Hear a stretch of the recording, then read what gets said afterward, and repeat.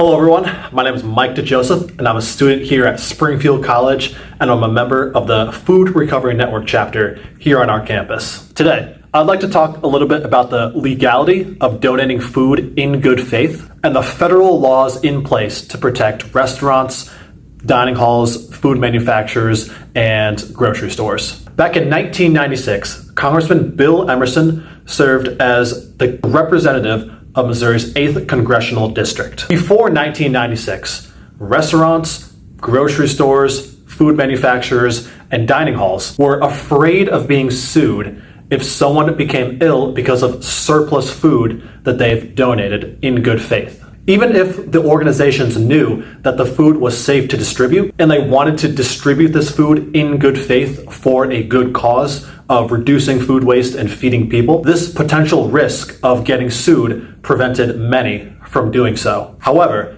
Emerson's bipartisan efforts with Congress to battle hunger and food waste led to the passage of the Bill Emerson Good Samaritan Act of 1996. This bill, signed by President Clinton in 1996, provided broad liability protections for organizations that donate food to companies and or nonprofits in good faith. It ensured that organizations who are distributing this food in good faith are not liable for another's illness from that food unless there is gross negligence or intentional misconduct involved. With these protections in place, businesses, nonprofits, colleges, and community organizations were encouraged and empowered to begin ways of recovering surplus food to reduce the problem of food waste and food insecurity within their communities. Although these liability protections existed, many organizations didn't fully understand the protections, and the law didn't address donations directly to individuals or modern food business models. This led to many businesses still holding back from redistributing their surplus food. However, there's good news! In 2022, Senators Richard Blumenthal and Pat Toomey, along with Representatives James McGovern, Dan Newhouse, Chelly Pingree, and Jackie Walorski, led efforts to expand food donation protections and reduce food waste, leading to the creation of the Food Donation Improvement Act. This bill, signed into law by President Biden in 2023, broadened food donation protections by allowing organizations to donate surplus food directly to individuals without the fear of being potentially sued for potential illness of another when donated in good faith. An example of this is a restaurant giving away meals at closing time to not waste that food, or a dining hall donating their surplus food to a student on campus who may suffer from food insecurity.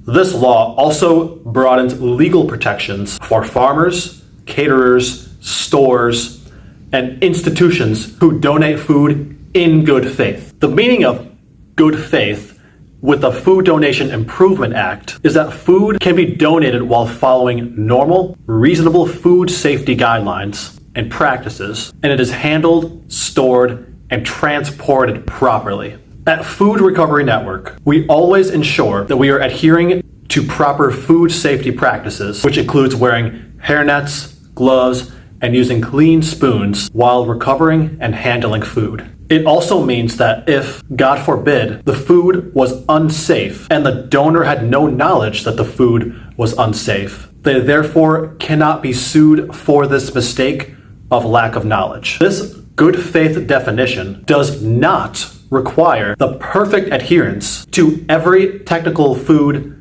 safety rule, although we would want to strive for that anyway. Professional inspections, certification by a food pantry or organization, or a guarantee that the food will not cause harm. But again, we'd want to strive for that anyway. Good faith simply requires a reasonable belief that the food is safe and wholesome at the time of donating the food, according to the Food Donation Improvement Act. An example of a good faith donation under the Food Donation Improvement Act is a dining hall safely cooling and storing their leftover surplus food, and then giving that leftover surplus food to a food recovery network program. Our harvest table here at Springfield College ensures that the leftover food they have that didn't get served is stored at the appropriate temperature, and if they don't do a burnout of that food the next day or two, they take the leftover food and they give it to the food recovery network. So that way that food doesn't go to waste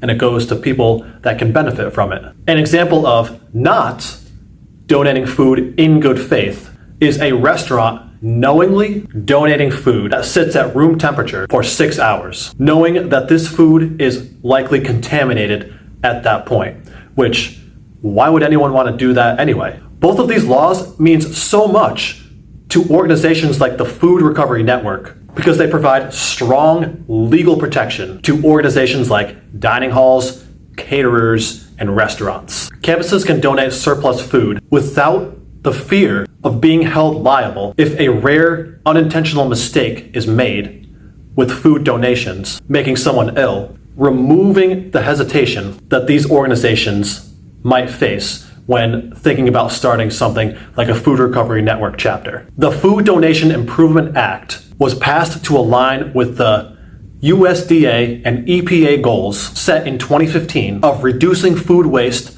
by 50% by 2030. And if we can reduce the 100 billion pounds of food waste that the United States produces every year by 50% and redistribute that food to people who could benefit from it, then we'll be one step closer to solving the problem of food waste and food insecurity in our country.